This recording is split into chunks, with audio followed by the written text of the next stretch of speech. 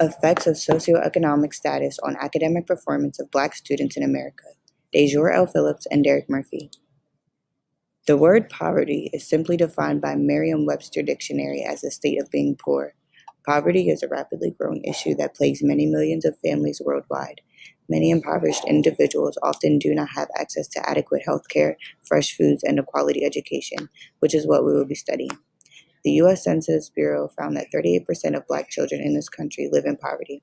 Of course, this has some effect on their academic performance. We must understand what roles poverty and socioeconomic status play in the academic development and achievement of Black students so that we can aid them in reaching their full potential. According to a study on race-related motivation and academic achievement, students who were self-aware in terms of their racial status earned higher grades than those who were not. Bowman and Howard, 2014.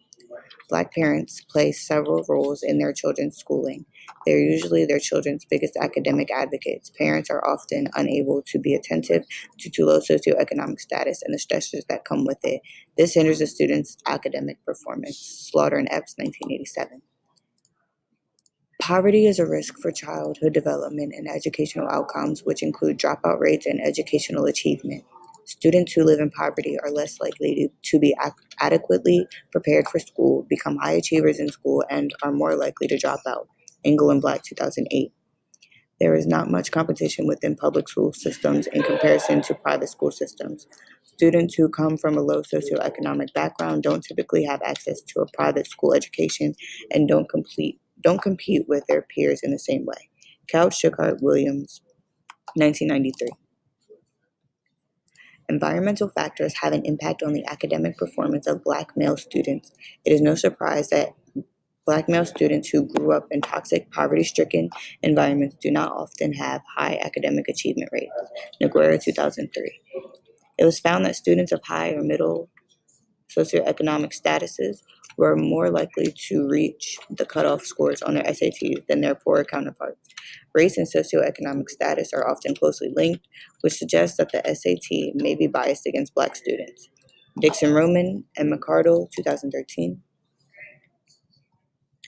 Even though public schools are theoretically responsible for educating all students, it seems that middle-class white students are more likely to receive a better education from those institutions than their poorer counterparts of color.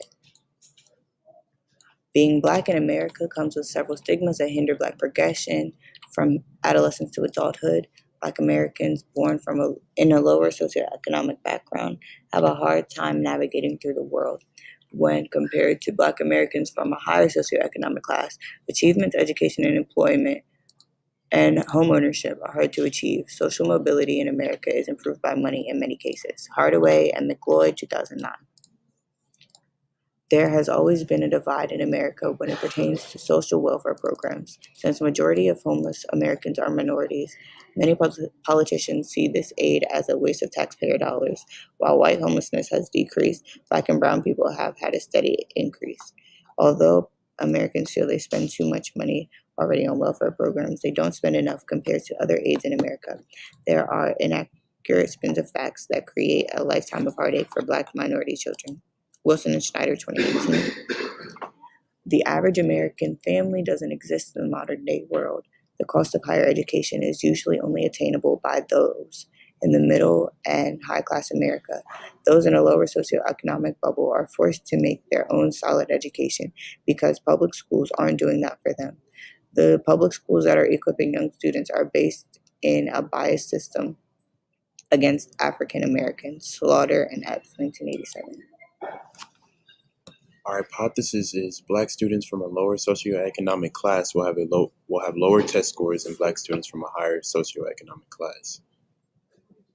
Our research question is, how does socioeconomic background or status affect academic performance among Black students in America?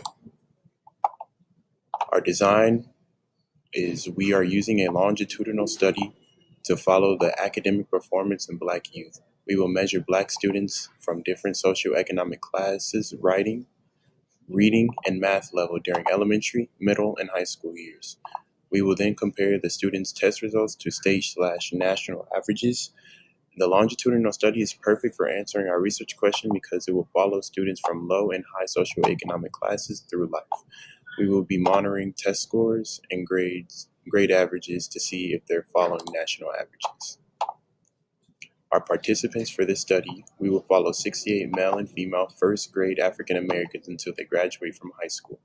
34 African Americans from the study will be from a low socioeconomic class, where the other 34 from a much higher economic class, all within a California public school.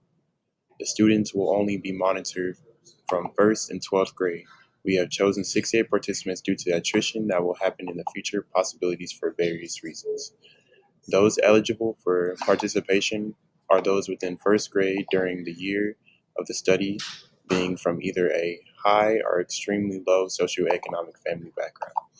Upper class Black students will be chosen if they have a family income of over $160,000 per year. The Black students from a lower socioeconomic status will be chosen in their families if their family makes under $36,000 a year. We will be looking for African Americans, race, and first graders age. To find these students, we will randomly pull from the population of a public elementary school and keep those in the study who fit our needs.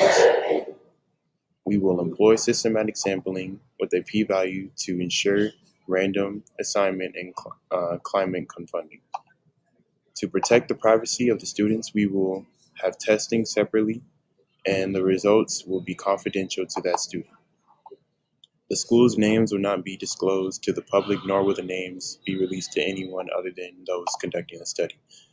Since the students have not yet reached legal age of consent, we will get their assent and informed consent from their parents/legal guardians. Our measure to determine eligibility: African American, anybody that identifies as African descent. Um, we will ask the school for a pool of children that all identify as African American. They will also need to have a low socioeconomic status. We will ask for Black students that have parents who have actively used food stamps and other government assistance, uh, or a high socioeconomic status. Since finding those who are wealthy in the public are hard to find, we will send home a form asking parents how much they receive in a yearly income. Those who decide to withdraw such information and meet our requirements will be used. To measure academic achievement, will be collecting by attaining their CSTs, which is a California standardized test, scores. Their ACT will be used to measure reading, math, and writing skills during their 12th grade year. Our procedures: number one, will receive approval from the IRB, the Institutional Review Board. And number two, we'll contact a K-12 California public school and ask for permission for their school's administration and school board to study these children. Three, we will get a list of all the male and female African American students in the first grade. Four, we'll send home a form with the children asking the parents how much they receive in a yearly income. Five, consent forms will be sent out to parents and children. Participants will be asked to sign an assent form. The form will be easy to read, and the words and grammar, children can understand. On the paper will be purpose and parameters of the study. In bold letters, it will read, "Participation is not mandatory, and students can opt out at any time for any reason."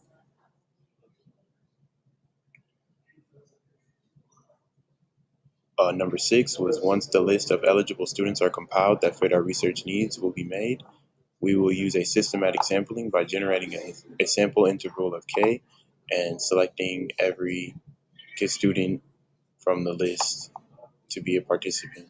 The study will be a longitudinal study that follow the children as they progress throughout their middle, child, and adolescent years. Number seven, we will critique math, reading, and writing skills of the first graders by contacting their schools, officials, and SCTs, their California standardized test. The average statewide score will be compared to the students in the studies test scores, not to mention with the Black Black students from a higher socioeconomic class and those with a lower socioeconomic class. Number 8, the process in step 8 will be replicated every year until students are in the